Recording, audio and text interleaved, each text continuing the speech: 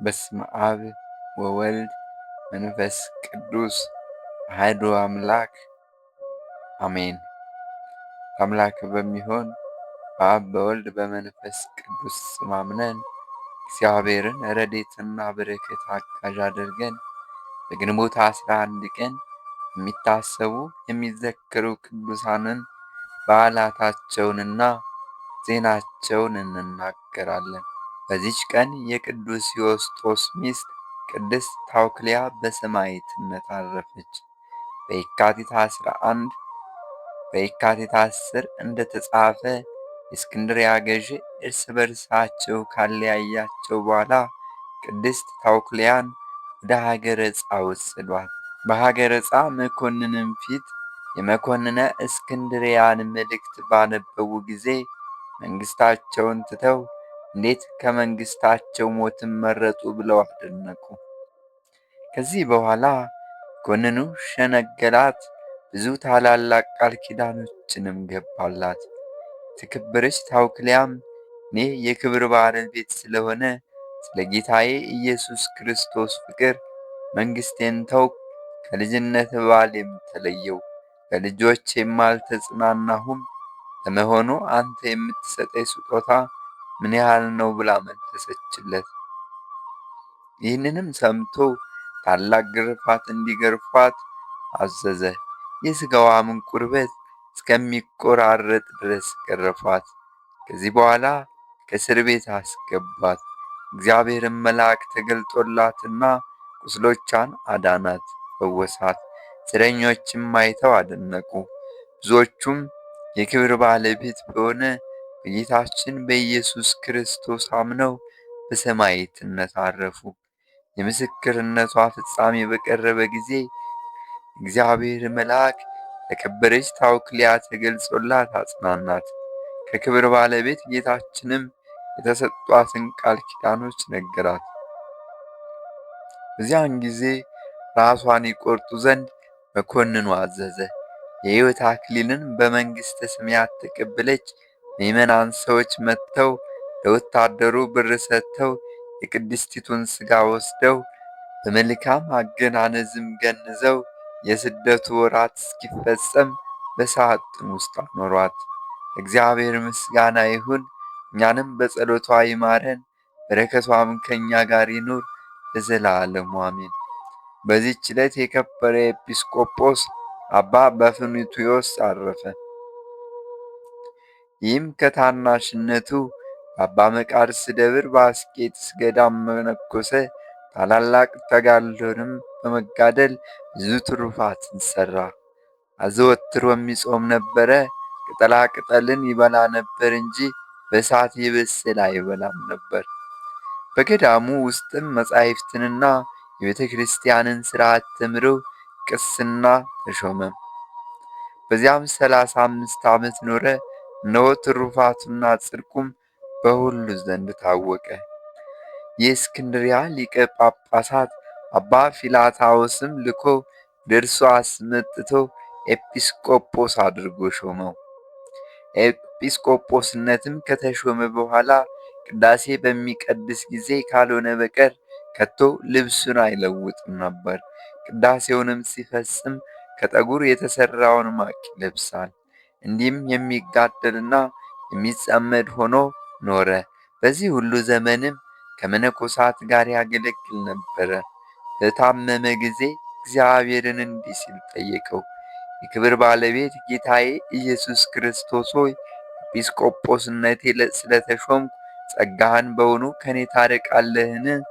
ከእግዚአብሔር የታዘዘ መልአክም ወደ እርሱ መጥቶ አስተውል፣ እወቅ፣ አንተ በገዳም ሳለህ ታመምክ ጊዜ የሚጎበኝ የለም ወይም የሚገልጽልህና ወይም የሚያገለግልህና ለደዌ መድኃኒትን የሚሰጥህ አታገኝም ነበር አለው። ስለዚህ እግዚአብሔር የሚረዳህና ደዌንም ካንተ የሚያርቅልህ ሆነ። ዛሬ ግን እነሆ አንተ በዓለም ውስጥ ነህ፣ በአንተ ዘንድ የሚጎበኝህና የሚያገለግልህ አለ። ለደዌህም መድኃኒትን የምትሻውንም ምግብ ታገኛለህ አለው። ይህም አባት በኤጲስቆጶስነት ሹመት 32 ዓመት ኖረ። የሚያርፍበትም በቀረበ ጊዜ ካህናቱ ዲያቆናቱን፣ መምህራኑን ጠራቸው። አብያተ ክርስቲያናትንም ንዋየ ቅድሳታቸውንና ገንዘቦቻቸውን ሁሉ ሰጣቸው። እንዲህም አላቸው፣ እወቁ እኔ ወደ እግዚአብሔር እሄዳለሁና እንደሚገባም በመካከላችሁ እንደኖርኩ እናንተ ታውቃላችሁ። ለኤጲስቆጶስነት ሹመቴም እጅ መንሻ ከሚያመጡልኝስ እንኳን አንድ የብር አላድ እንዳልነካው በፊቱ ልቆም ያለኝ የክብር ባለቤት ጌታዬ ኢየሱስ ክርስቶስ በእኔ ላይ ምስክር ይሁን አላቸው። ይህንንም ሰምተው አለቀሱ፣ ተሳለሙትም። እንዲባርካቸውና በክብር ባለቤት ጌታችንም ዘንድ መራዳቱን እንዳይረሳ ለመኑት። እርሱም ባረካቸው። እግዚአብሔርም ያክብራችሁ እስከ መጨረሻይቱም ሐቅታ ድረስ በቀናች ሃይማኖት ያጽናችሁ። ይህንንም ብሎ በሰላም አረፈ። እግዚአብሔርም ምስጋና ይሁን። እኛንም በዚህ አባት ጸሎት ይማረን፣ በረከቱም ትድረሰን ለዘላለሙ አሜን። በዚህችም ቀን የባሌ መምህር አባ አሴር በሰማዕትነት አረፈ። ይኸውም በንጉሥ ወናግ ሰገድ ዘመን ወደ ኢየሩሳሌም ወርዶ ሳለ መጀመሪያ አንገቱን በሰይፍ ቆረጡ። በኋላም የጌታችን እግር በቆመበት በኢየሩሳሌም መግቢያ በእሳት አቃጠሉት። በረከቱም ከእኛ ጋር ትኑር ለዘላለሙ አሜን። በዚህች ዕለት ሌላኛ የከበረ የሱራፌል አምሳላቸው የሆነ ኢትዮጵያዊ ማህሌታይ ቅዱስ ያሬድ አረፈ። ይህም ቅዱስ ከአባ ጌዲዮን ዘመዶች ወገን ነው። እሱም በኢትዮጵያ ሀገር ከታነጹ አብያተ ክርስቲያናት ለምትቀድም ከአክሱም ካህናት ውስጥ ነው። እርሱም አስቀድሞ የክብር ባለቤት የጌታችን የኢየሱስ ክርስቶስ ሃይማኖት በውስጧ የተሰበከባትና አምላክን በወለደች በእመቤታችን በከበረች በድንግል ማርያም ስም የከበረች ናት። ይህም አባ ጌዲዮን ትምህርት ሊያስተምረው በጀመረ ጊዜ መቀበል ማጥናትም እስከ ብዙ ዘመን ተሳነው። በአንዲት ዕለትም መምህሩ በእርሱ ላይ ተበሳጭቶ መትቶት አሳመመው። ያሬድም ሸሽቶ ከዱር ውስጥ ገባ። ከሐዘኑም ብዛት የተነሳ ከዛፍ ስር ተጠለለ። ወደ ዛፉም ላይ ትል ሲወጣ አየ። ትሉም ከዛፉ እኩሌታ ደርሶ ይወድቅ ነበር። እንዲሁም ብዙ ጊዜ ካደረገ በኋላ በጭንቀት ከዛፉ ላይ ወጣ። ቅዱስ ያሬድም የትሉን ትጋት ባየ ጊዜ ወደ መንፈሳዊ መምህሩ ተመልሶ አባቴ ሆይ ይቅርታ አድርግልኝና እንደወደድክ አድርገኝ አለው። መምህሩም ተቀበለው። ከዚህ በኋላ በብዙ ለቅሶ ወደ እግዚአብሔር በለመነ ጊዜ ልቦናው ብሩህ ሆኖለታል። በአጭር ጊዜ የብሉይና የአዲስ ኪዳን መጻሕፍትን ተምሮ ፈጸመ። ዲቁናንም ተሾመ።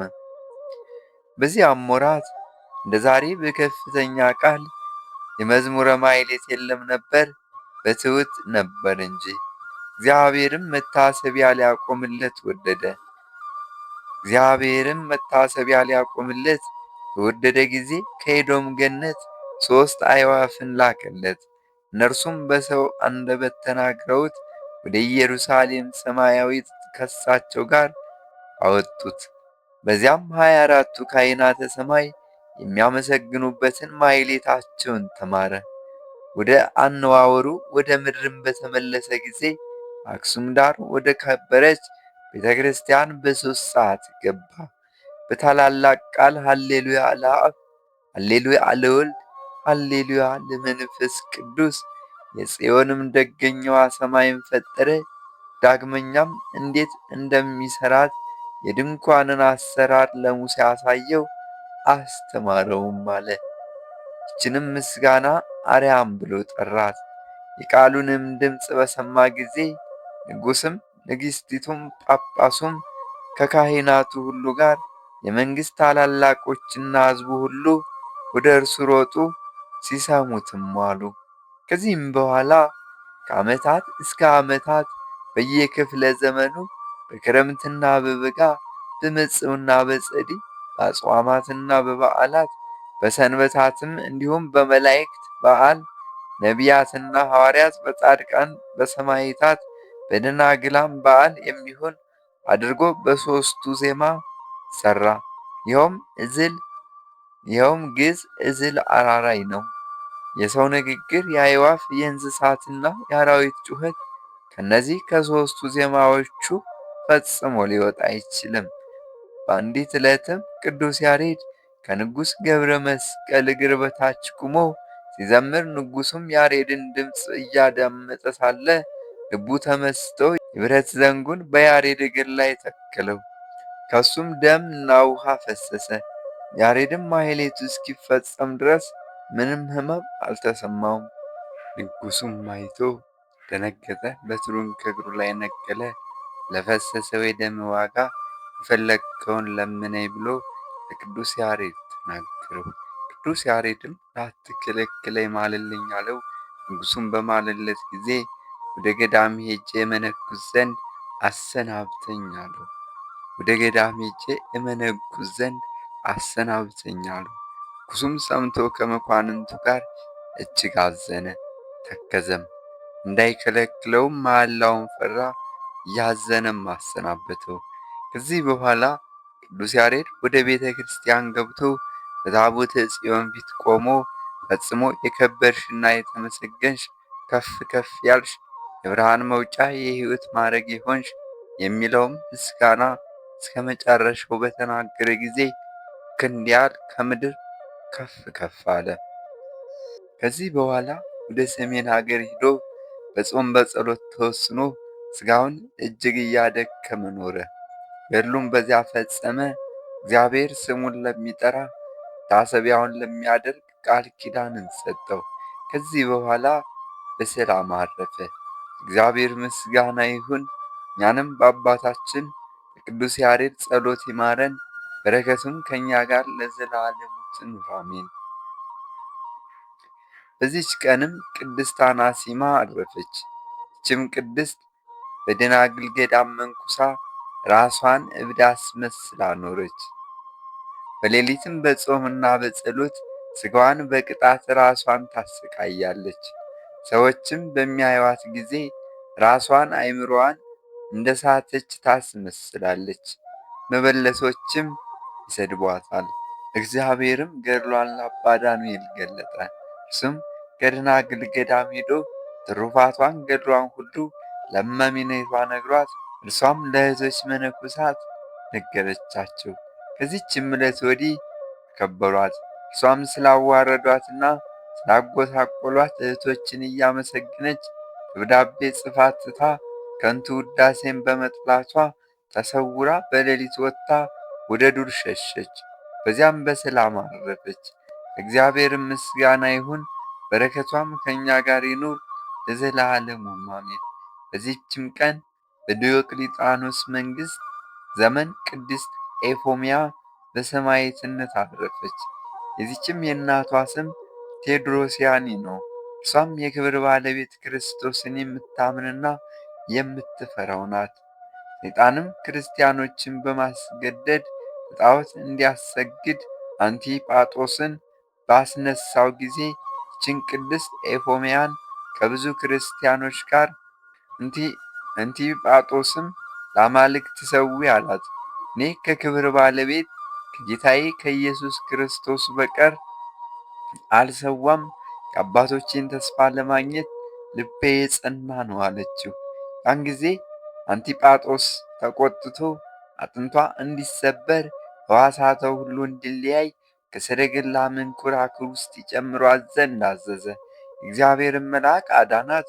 ሁለተኛም ነበልባሉ 45 ክንድ ከፍ ከፍ እስከሚል ድረስ እሳትን አነደዱ። ከውስጡም የወረውሯት ዘንድ አዘዘ። በእሳቱ መካከልም ቁማ ጸለየች። እየጸለየችም በደህና ወጣች። ብዙዎችም በጌታ አምነው በሰማዕትነት አረፉ። ከዚህም በኋላ እስከ ማግስት ከወህኒ ቤት ጨመሯትና በማግስቱ ወደ ሸንጎ አመጧት። እሱም ለአማልክት ሰዊ አላት። ቅድስት ኤፎምያን ሳቅ ብላ እኔ ስለማይናገሩ ድንጋዮች አልሰዋም አለችው። አንቲጳጦስም ሰምቶ ሥጋዋን ይገፉ ዘንድ መቃጥያን ያላቸው 4 ድንጋዮች እንዲያመጡ አዘዘ። ሁለተኛም አራዊት ካሉበት ኩሬ ውስጥ እንዲጨምሯት አዝዘው ከዚያ ወረወሯት። አራዊት ግን ተሸክመው አውጥተው ከውኃ ዳር አቆሟት። ደግሞም ስለታሞች ድንጋዮችንና ሰይፎችን በመሬት ውስጥ እንዲተክሉ ተቆራርጣ ትሞት ዘንድ በላያቸው እንዲያስሮጧት አዘዘ። ሩጣም ተሻገረች፣ ምንም የነካት የለም። ደግሞም በግለቱ ታር ዘንድ ደብድበው ከብረት ምጣድ ውስጥ እንዲጨምሯት አዘዘ። ግን ምንም አልነካትም። ከዚህ በኋላ አራዊትን ሁሉ ድባትንም ሰበሰበ፣ በላይዋም ወሰዷቸው። አንበሶችም እግሯን ሳሙ። አንዲትም አውሬ ተሸብራ እግሯን ነከሰቻት። ከሰማይም እንዲህ የሚል ቃል መጣ፣ የተመሰገንሽ ኤፎምያ ወጥተሽ ወደ ከበረ ቦታ ነይ። እንዲህም ገድሏን ምስክርነቷን ፈጸመች። እናትና አባቷ ወጥተው ገንዘው በአዲስ መቃብር ውስጥ ቀበሯት። እግዚአብሔር ምስጋና ይሁን። እኛንም በዚች ቅድስት ጸሎት ይማረን፣ በረከቷም ከእኛ ጋር ትኑር ለዘላለሙም አሜን። በዚችም ቀን የኤስድሮስ እናት ቅድስት ሶፊያና እህቱ ኤፎሚያ በሰማዕትነት አረፉ። የአብዲላን መታሰቢያቸው ነው። በረከታቸውም ከእኛ ጋር ትኑር ለዘላለሙም አሜን። ስብሐት ለእግዚአብሔር ወለወላዲቱ ድንግል ወለመስቀሉ ክብር። ይቆየን።